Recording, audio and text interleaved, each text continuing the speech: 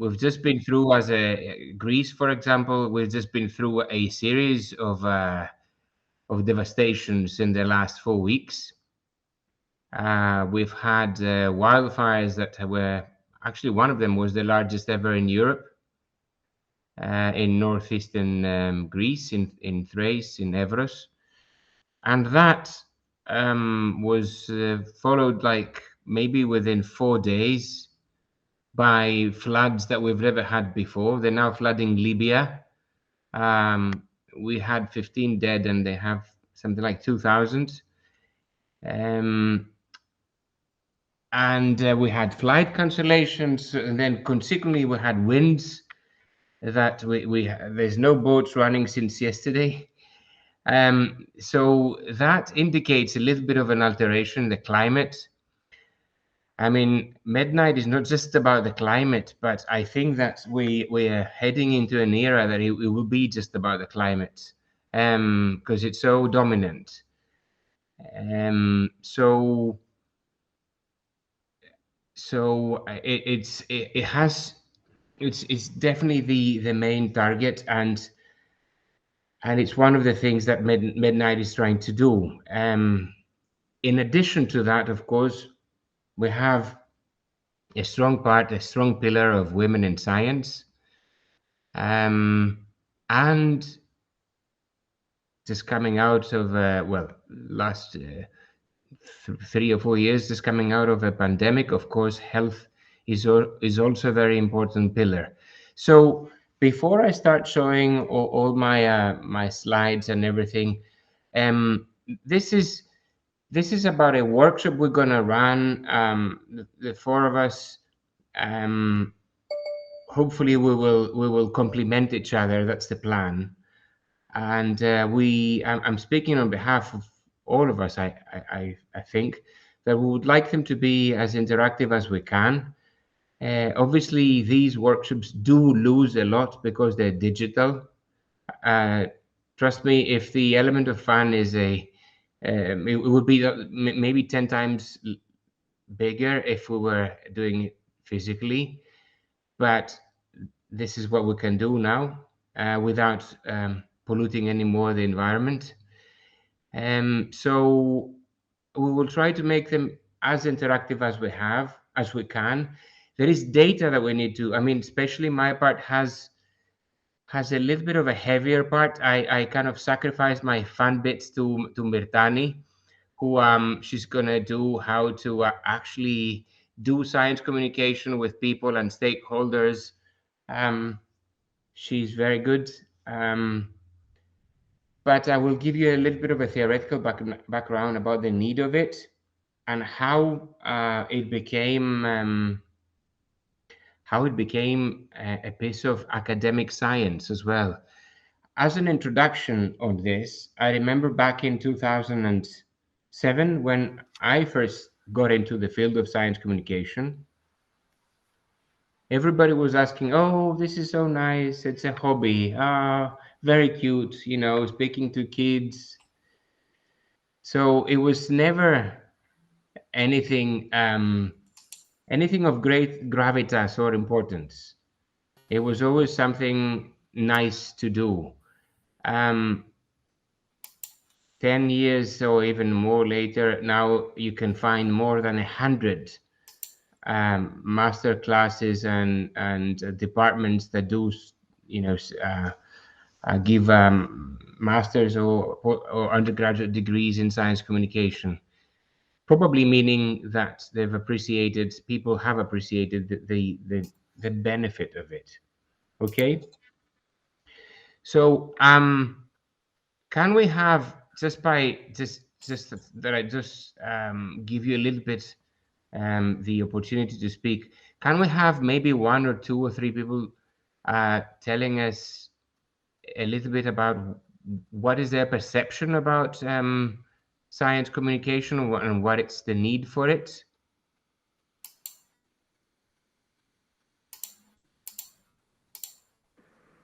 I know it's difficult. The first one is the most difficult one. So I can start if that's Please. fine with all of It you. helps very I don't much, know, Ima. if someone was going to say anything, I can shut up. No problem. Well, I think, Theo, well, thank you very much. My name is Imma. I'm from Spain. Right now, I'm in Valencia. I know Francesca, she's here. I want to say hi to her. Although I'm working, hi, Francesca. Although I'm working at the University of Stuttgart as a Marie Curie postdoc fellow.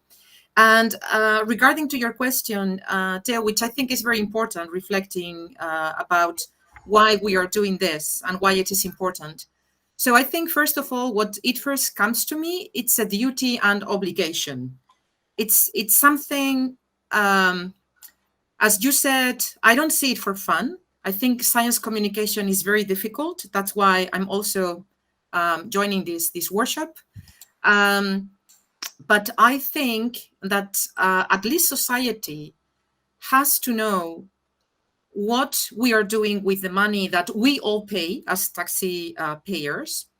But also for me, and this is regarding to my research, with very young people at least, I think it's very important to keep, because I've done sociology of science, history of science, and there is an idea of this scientific, persona, that we are pure people, that we don't get involved in moral and in bad issues, and also regarding stereotypes, like the idea that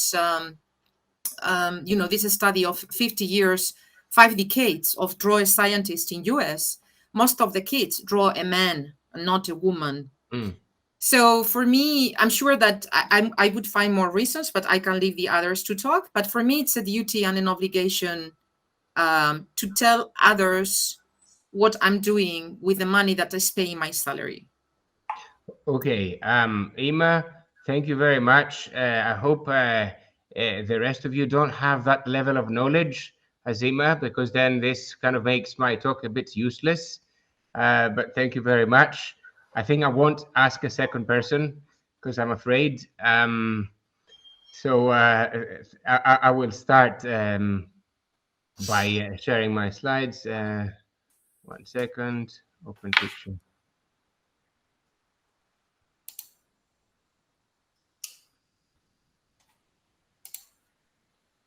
Okay, so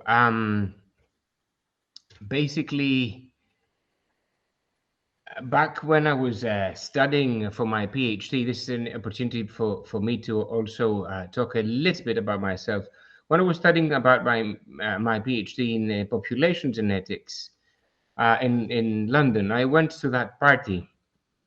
Um, it was um, it was a party that my professor had organized, so I was quite keen to go there and see people and talk to them. But he had invited people, people other in addition to his students, he had also invited his other friends who were not scientists. So one person asked me at the time, "Oh, I heard you're doing a good PhD here. What is the PhD about?" And I said, "Oh, it's easy. I'm studying the DNA variation on the human XQ22." And I remember that they didn't ask anything else. They just left. So I realized that perhaps I wasn't explaining my PhD so well, the theme so well. So had I said that, I'm studying the DNA variation between individuals, which is very important in order to understand disease genes, for example, maybe they would have stayed there to listen to me a little bit longer.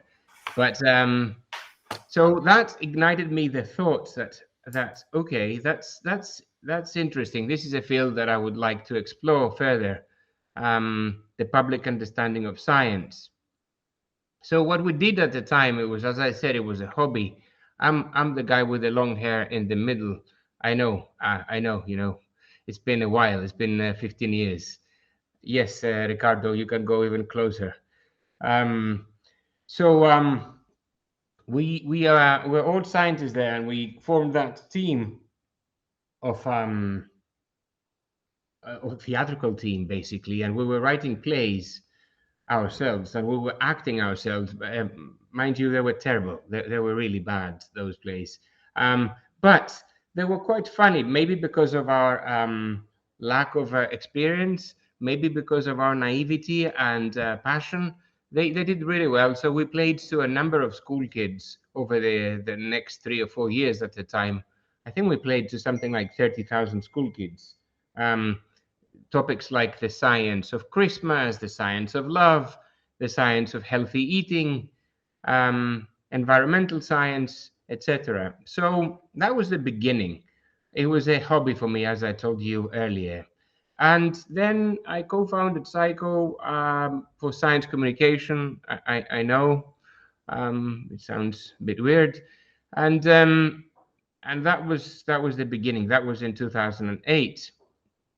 But we're here to talk about why communicate science.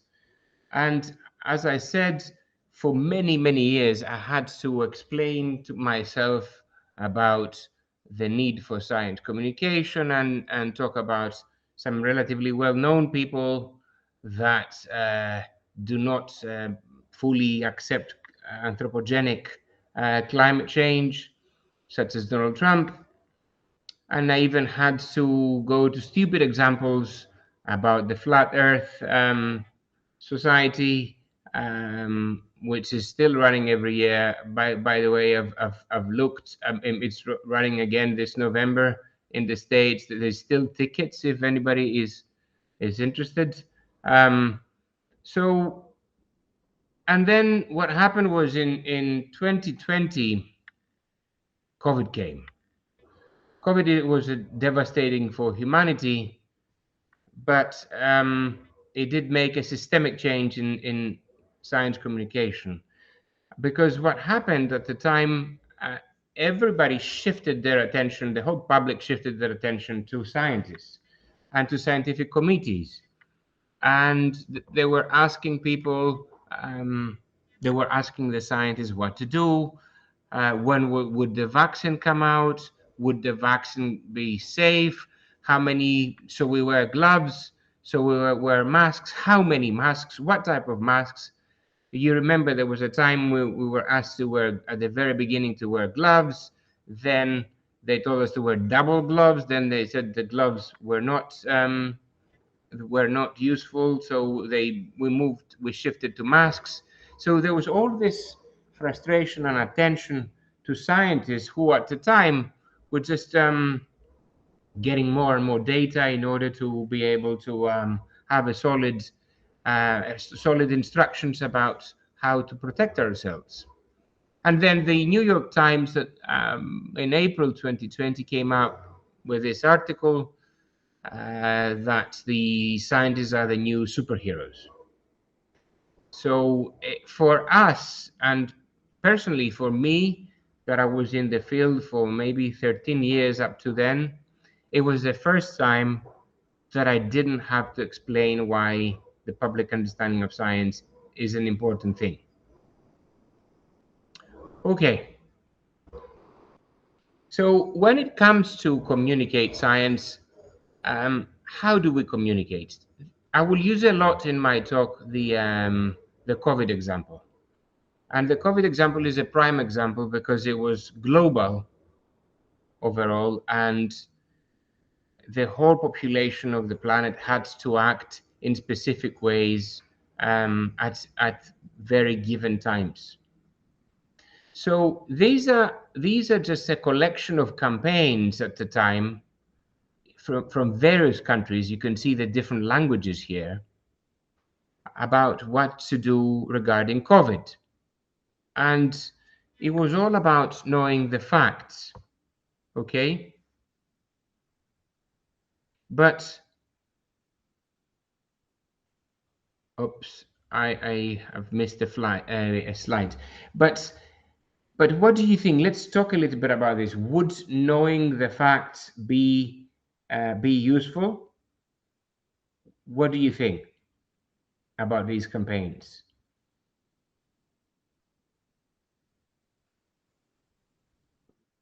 Yes, Fortis. If one has the ability to understand those facts, yes, it can be useful. But during that time, there was like so much stuff going around, so much information But I think that the average person was more confused rather than informed. Yeah, you're getting to the direction I would like to go to. That the first thing is that what are the facts? What do we define as the facts? There's facts everywhere, and there's I'm not just talking about the fake facts, the fake news, but I'm also talking about the different scientific communities kind of coming up with different versions of the facts. So there was some confusion regarding that. So there's one thing is to understand where do these facts come from. So you would even have doctors, individual doctors, most of the times, coming out with stupidities. Um, so somebody had to inform the public that it's much more valuable to listen to consortia or of doctors or university kind of statements rather than individuals. So that was one thing. And the second thing is, okay, let's assume that we were just talking about facts, actual facts. Would these facts create a change necessarily? This is my second question.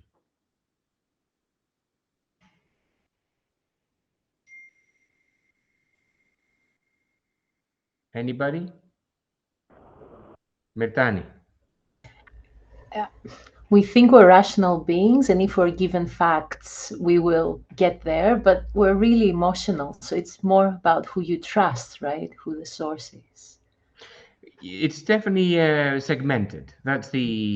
So you have different types of people who believe different. They are convinced in different ways, and this is definitely one of the ways, Mertani. So there was a lot of fake stuff out there.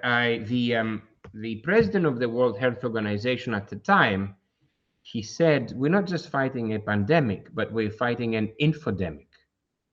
An infodemic which basically has a lot of fake stuff. And those fake news were for the first time directly dangerous. You see, we've been talking about those fake news and how they're bad, they're misinformed, blah, blah. But you don't have frequently fake news that cause death. We all had people that we saw them on Monday, and by Thursday they were in intensive care, and then the next Monday they weren't around. So it was quite important to protect yourself in that particular case that I'm using. But what makes this misinformation attractive? That's a question of who would like to give it a go.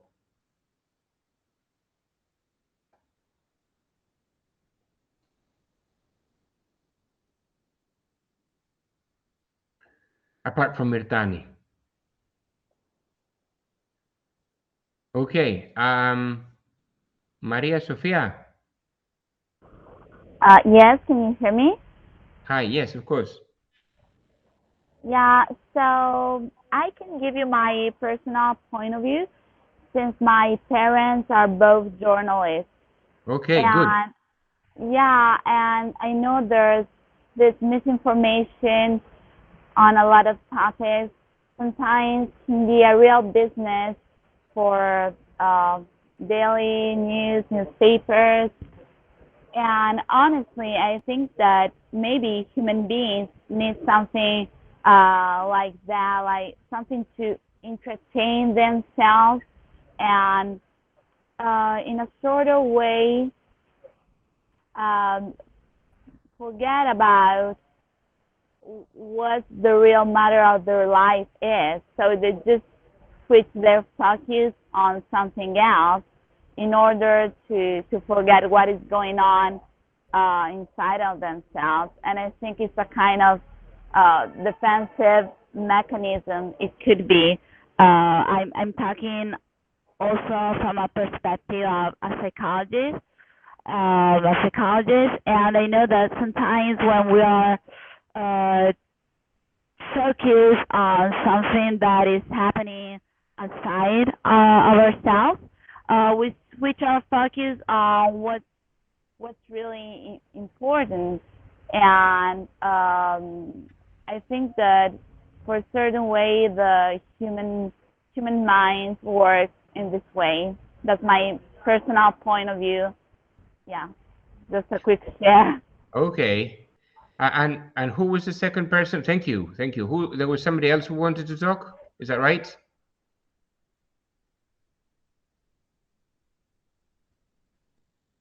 No. Okay. Well, the misinformation, for a start, is in the last 15 to 20 years has been propagated by social media. Social media are a fantastic thing because they have democratized the whole planet. Everybody has a view. Somebody that you would never ever listen to their voice, you can now listen to their voice and you can hear them. But they also have posed a great threat, which is that everybody can have a view, and that view can be can be unfiltered. And then the social media, they also have those echo chambers that attract, they pull together views of the same kind or types of persons of the same kind, and then they magnify those views. And at the end of the day, you even have, I mean, I think there was a Sacha Baron Cohen at a talk, the comedian, when he was given a leadership award. He said, you can't have a group about that the Holocaust never happened. It's not about democracy, but it's about stupidity and false. It's a fact. How can we have a group that it never happened? So it's, and as you said earlier, Maria Sofia, yes, this the misinformation is quite frequently manufactured in a way of a story. It's much more digestible to and it's coming in order to cover some gaps that we cannot explain. So it's quite easy to connect some dots in a biased way to create a story which explains and actually covers your anger and your disappointment to the system. So this is what makes them attractive. Now here you will see some of the reasons that misinformation can become easily digestible. One of them is time. So these days, how much time do we spend in order to read our news? How many minutes do we spend? And when we see the first 4 sentences, do we go deep to read the rest of the article? Usually no. We just see a title and we suspect we know what the rest will be. So we don't dedicate more than a few seconds or minutes to a given topic. So we don't give time to think about what we're being served. So that's one reason. Another one, I don't see my 1 second, guys.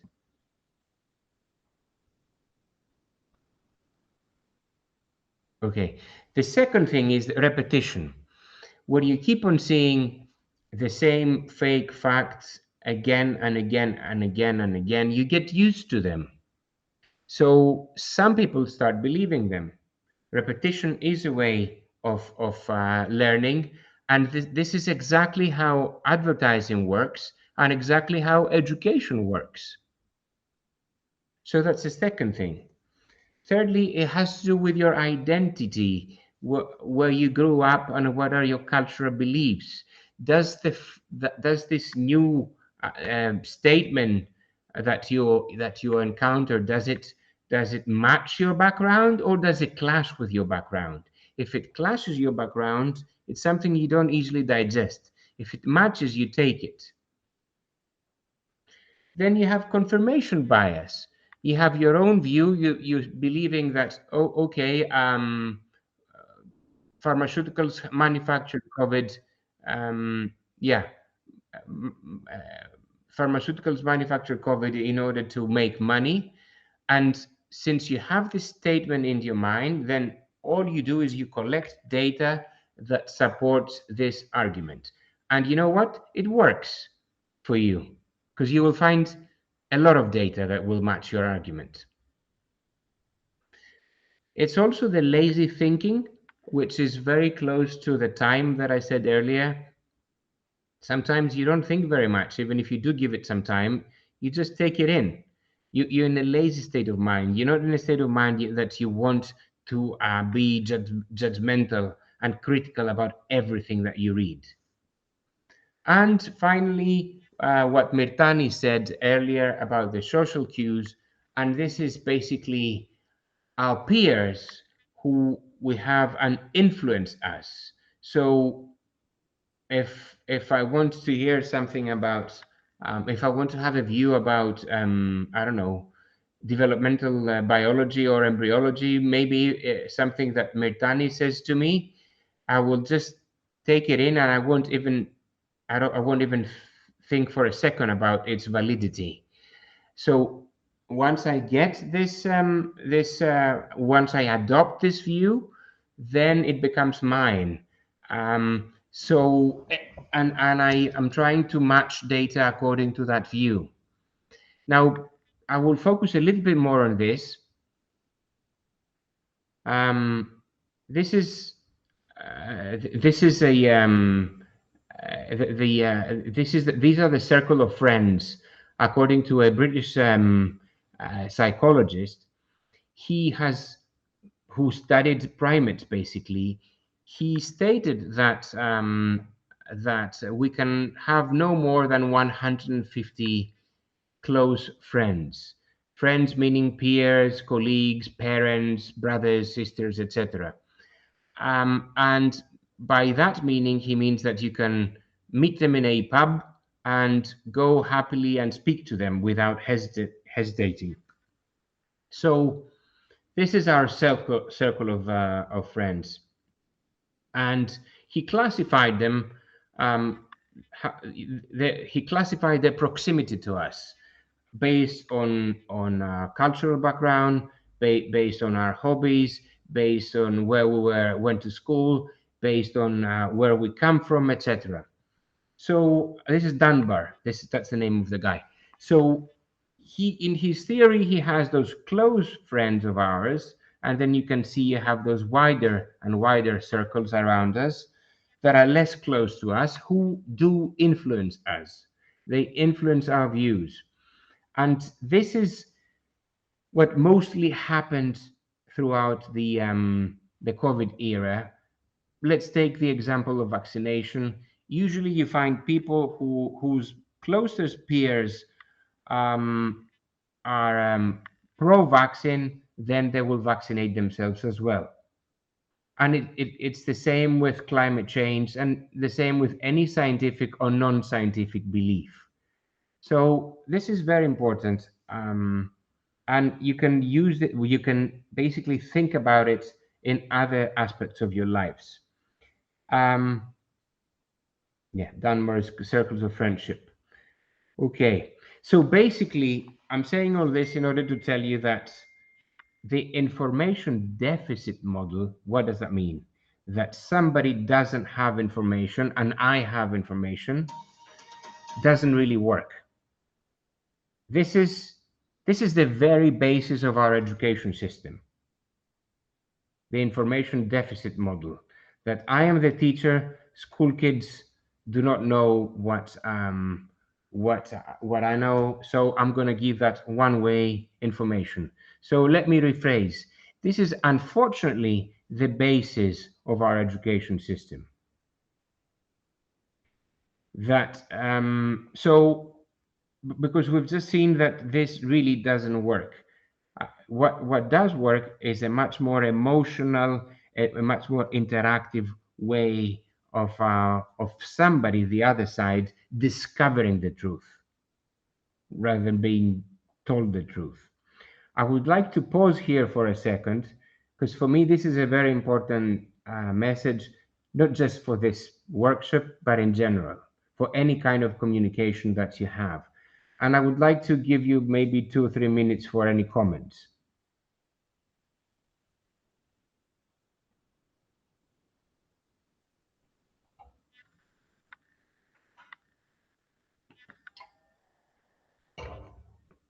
And so that means that you all very much agree with this point. Okay.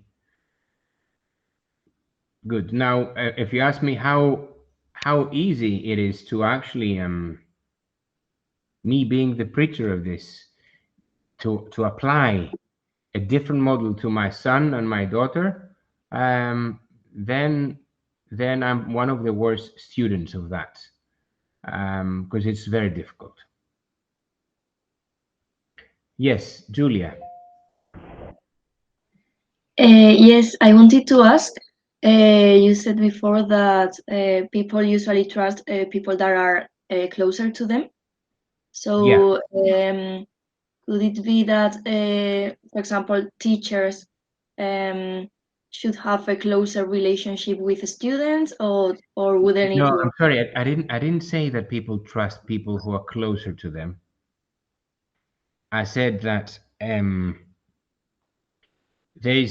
we're getting influence with the people that are close to us, and within that close circle, we identify experts of different experts.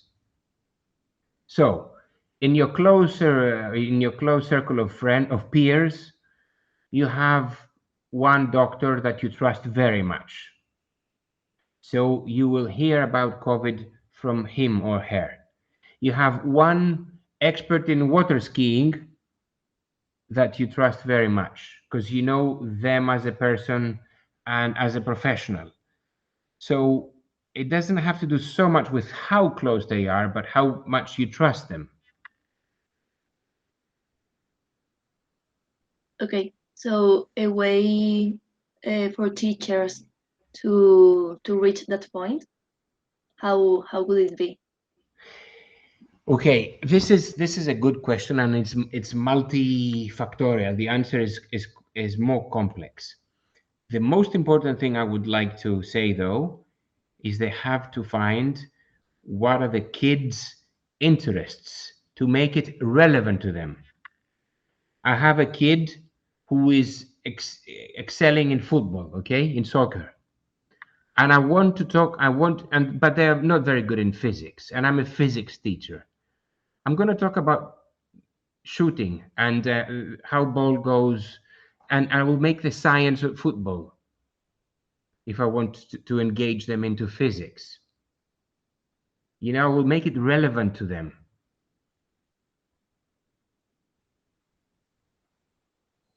Okay, thank you. That's one way. There's also methodologies.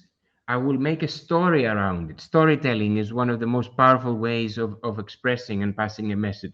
Once upon a time, there was blah, blah, blah, blah, blah, blah, blah, blah, blah. And you make a story around this. And you know what? You leave gaps into the story and you pass on the message to the kids. And then what happened? Can you build on this? Can you continue my story? And then you listen to them, and then you take it where they left it. And if it's going the direction you want it to go, you take it there. If it's not going the direction, you ask somebody else, and then eventually they will come to your direction.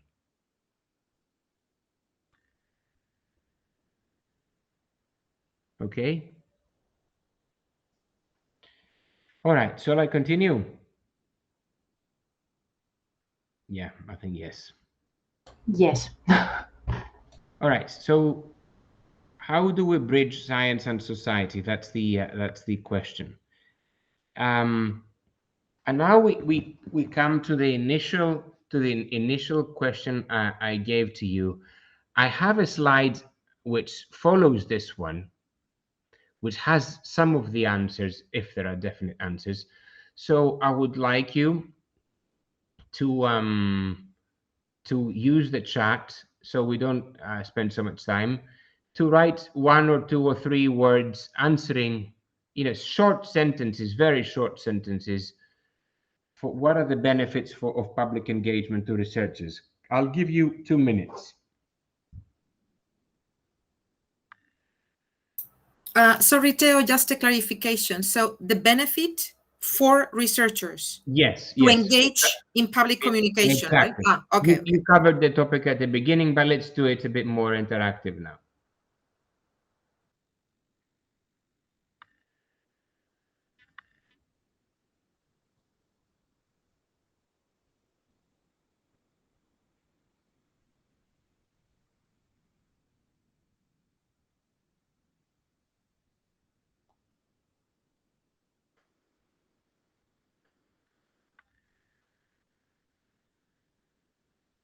Okay. Let's have some more. Thank you, Ima. More support from Minister.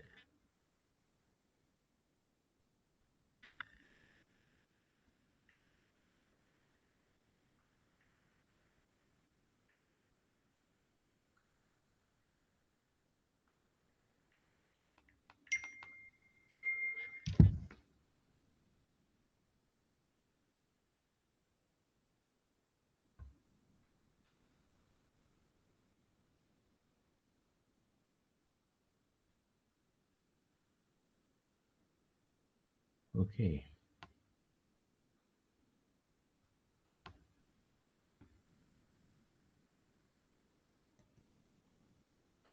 So let me start reading while you keep on sending, okay? To gain knowledge from the world. Ima, would you like to explain this to us a little bit? Yeah, sure. Well, I have been studied public engagement, not necessarily public communication, for several years. I'm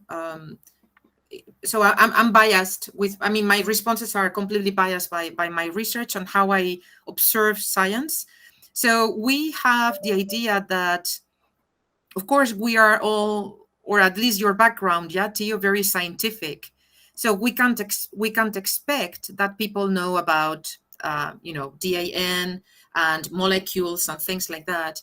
But at least, talking from social sciences, sometimes we think that science has the knowledge and the only valid knowledge that can solve problems. And sometimes I think we are sometimes wrong with that perspective, because I think that also the public, even if they don't have a scientific background, can provide knowledge to researchers. And in fact, we do it constantly when we make interviews to participants, for instance, in social sciences.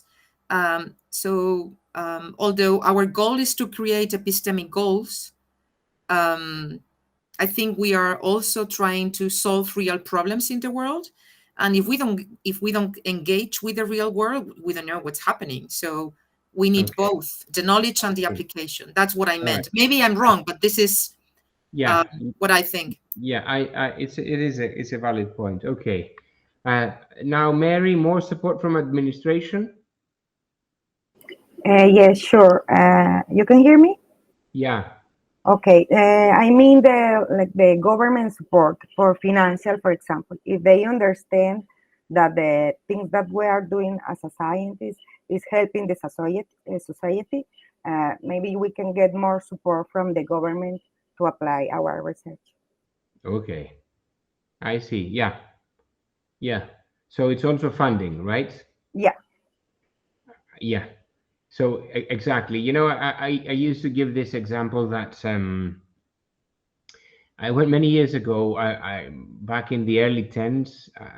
I went to the NASA base camp in Alabama, in Huntsville, and trained into with other teachers into science, into space science, basically how to apply it into the classroom.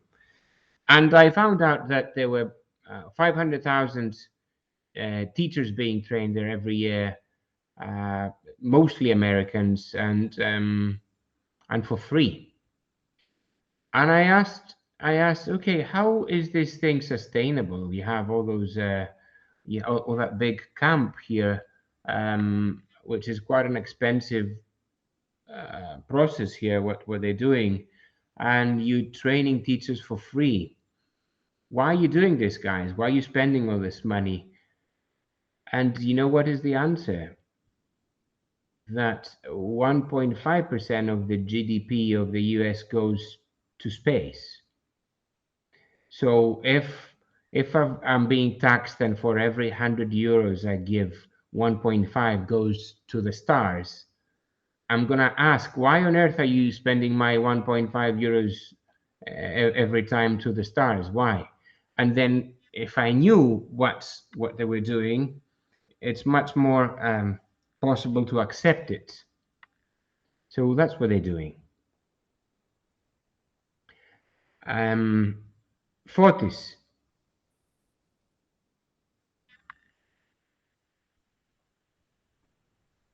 Fortis, are you here? Maybe not. Walter?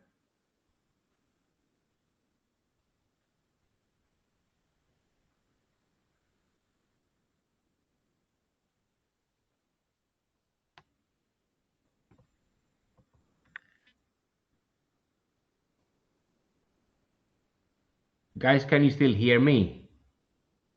Yes, yes. Yeah, yeah. Yes. Yeah. Okay, so Fortis or Walter, you're not here, right? Okay. Oh yes, please go ahead. Would you like to expand on your message?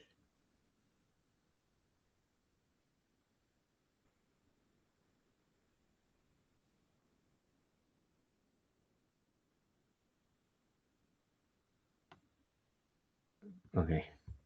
Maybe, I don't know, maybe there's a technical problem. Researchers benefit from being known to the public as experts in a specific area, and this creates awareness, as we discussed before, and perhaps increases the opportunity for not only for fundraising, but also for personal exposure and sustainability to your project. Anyway, okay, let's see what we have as answers. So the benefits of public engagement for researchers are, of course, this develops an extra skill set for you, the skill set of communicating, which is very important. It also possibly enhances your, in fact, most likely enhances your career. It also enhances your research quality and its impact, because as we discussed earlier, you kind of discuss this with the public or with some part of the public. It gives you new research perspectives, higher personal and institutional profile, influence and networking opportunities. Networking is very important. How can you network if you don't share your work? Forming new collaborations or partnerships, same as above. Enjoyment and personal reward, additional funding we mentioned, increasing awareness of the value of research. Well, that was for the UK, but this is global, what we're talking about. Increasing student recruitment and inspiring the next generation of researchers. Okay, and I will give you another 2 minutes here to think of examples when you had to explain some science, something scientific, to your circle of friends, of peers, or whoever, and share this with us. Okay, so I would like to have would like to have a volunteer or two to share an example like this. Okay, Maria Sofia. Yes, I like to volunteer because my project research is really practical, and so what I'm basically doing is I use dance, the practice of dancing, to heal some disease, and what I ask people to do, even if they are struggling with some mental disease or not, I ask people to dance, and I connect body and mind. I have been studying a lot the connection between body and mind, and sometimes we can access more rapidly our brain using our body. Yeah. So what I ask people to do before I ask them to dance is just watching me dancing, so that I activate a process of mirror neurons, and people absorb the movements first, and then in the second stage of my work, they're asked to dance, but they have previously absorbed the movements, and so they feel more in the kind of state. And how did it go? I always start from a baseline, observing their parameters, their physiological parameters before the dance session. And after like 15 minutes, I can observe some improvements in 90% of the cases. I may have to interrupt you, because Yes. for the sake of time, could you tell us, how did the people react to this? How did they take it? At the very beginning, they feel embarrassed in most cases, but then they start slowly to let themselves free, and they tune into their body getting out of their head. So that's in a very simplistic way, the explanation, but that's the benefit that I had the chance to observe in a practical way. Okay, all right. Thank you. Thank you. As I only have 11 minutes to close, I will continue on this, but I would like you to think about some examples that you did communicate science and you feel that it worked. And if it didn't work, then please get back to me at the end of this. We can discuss about it, okay? I'll be happy to discuss. So here is a short exercise to create again some conversation. This is from the Eurobarometer.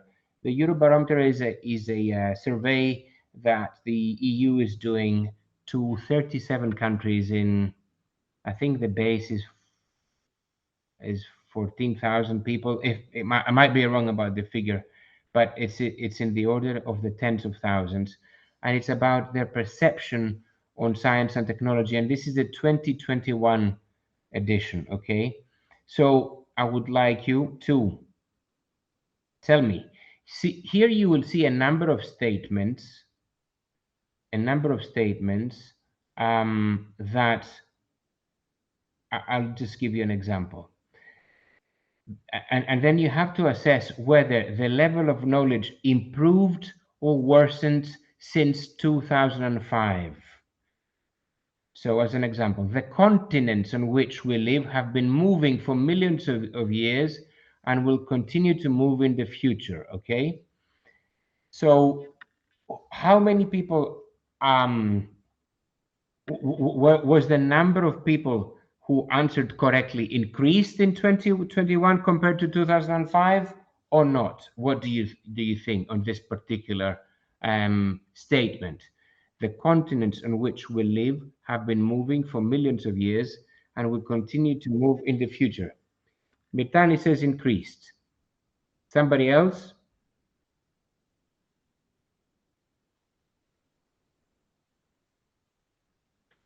So you can see that it has slightly decreased. It has slightly decreased by 4%. But let's go to the second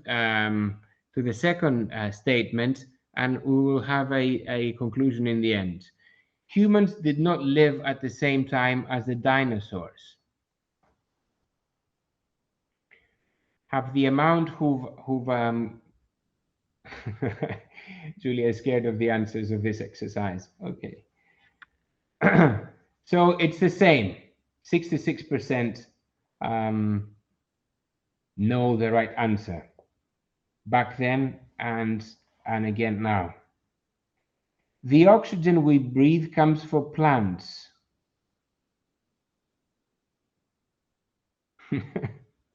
Please increase. 82%.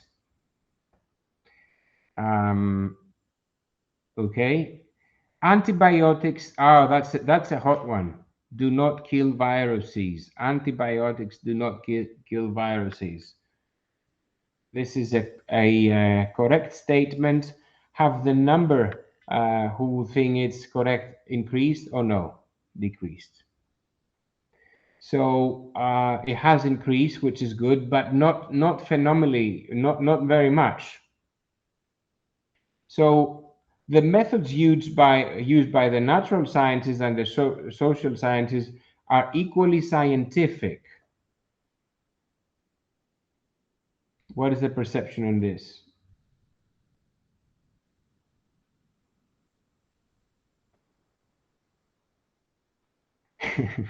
We didn't have that question back then. So it wasn't considered to be scientific. Anyway, the point of this slide is that overall respondents are as likely or as less likely to give correct answers to natural history and geography questions as in 2005. There hasn't been much of a progress ever since.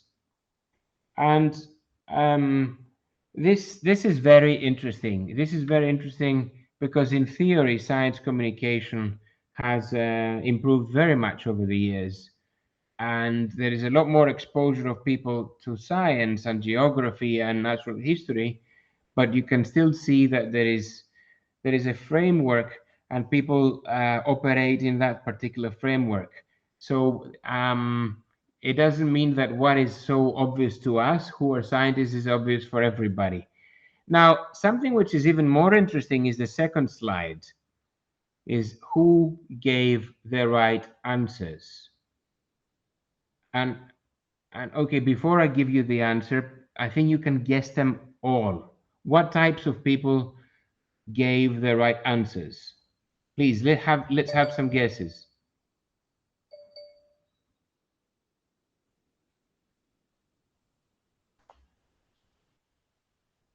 Who gave the right answers? Academic people. That's a good guess. It's a very good guess. Something else. Tell me more. Think more controversially. Students. Okay, well, this is all in the same axis.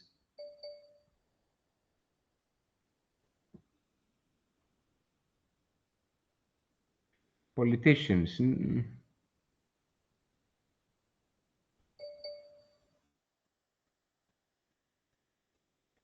Please think more out of the box.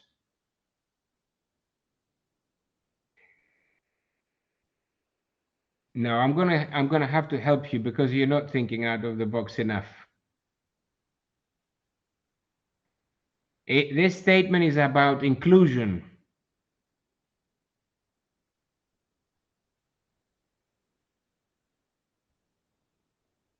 It's about inclusion. That's the statement that we need to. I want to make here. And it's important. You can ask me in the end. Okay, we're getting there. People from developed countries, we're getting there. Here's the answer. It's men. It's respondents who left education later. It's wealthy people, respondents who never had difficulty in paying the bills, respondents who use the internet every day, respondents who are interested in science and technology issues, managers, other white-collar workers, students, and self-employed people. Now, you're going to ask me, Theo, why are you telling this to us? How is this relevant in science communication? And I'm telling you, it's very relevant. You know why? Because when, for example, the COVID vaccine came out, do you know in the whole of the United States, who was mostly at need? Where were the people dying the most?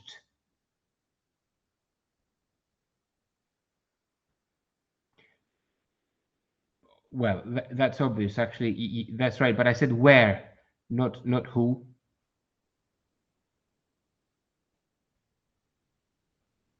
No problem. It was where the Hispanic minorities were. The poor people, the ones who were poor but didn't have access to information. So they had the highest death rate. So, and I'll let you guess, who had the lowest adoption of vaccination?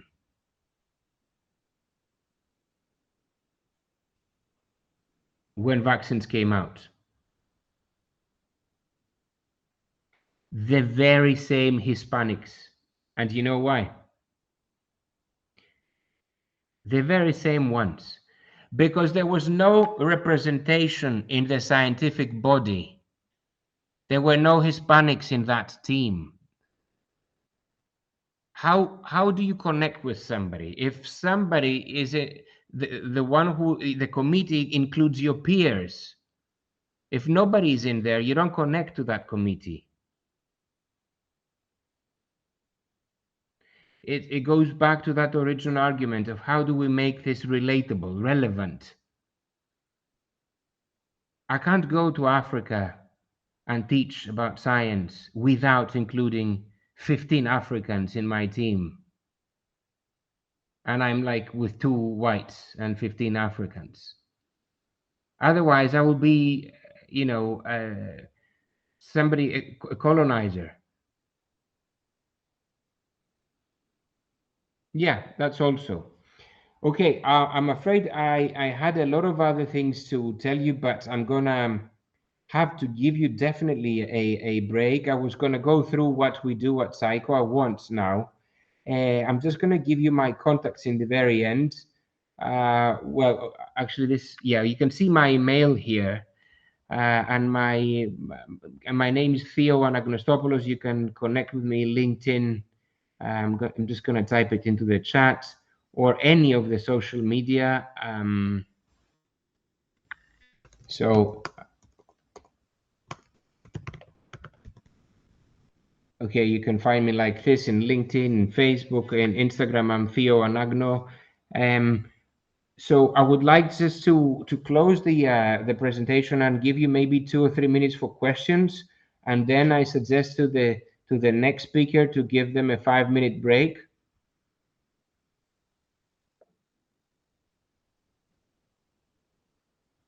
Ima.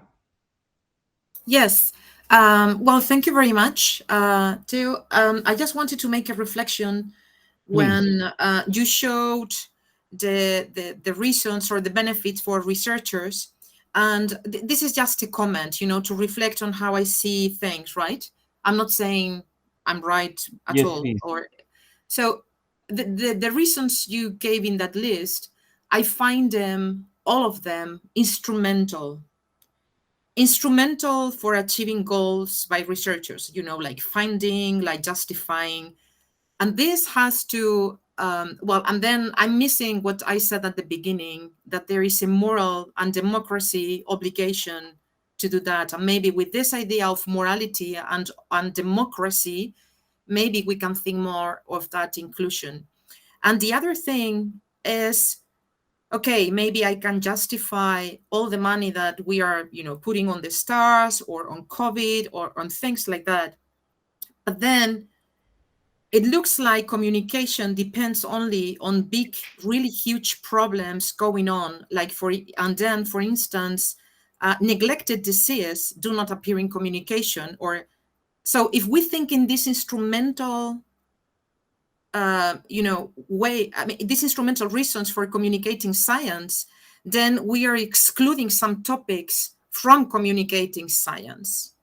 I think I'm not explaining myself properly, but I think that there is an issue of also inclusion in science for all kinds of communication, but also a moral responsibility, an ethical responsibility. That's something that, you know, it came to my mind. I fully agree with both of them. The democratic, you know, democracy has to have science has a place in democracy. I fully agree with this. It wasn't in this list. In fact, it's not actually my list, but it's definitely a very nice addition. The inclusion part, again, I fully agree. I thought it was covered by this last questionnaire, by the Eurobarometer and the exercise. And again, I do agree in having tailor-made communications for smaller problems or more localized problems.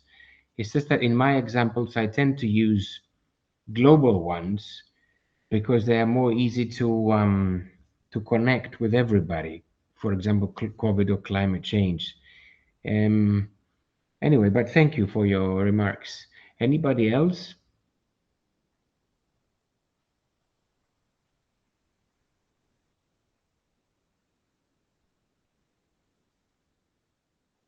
Okay, guys. Thank you very much. Ricardo, are you moderating this?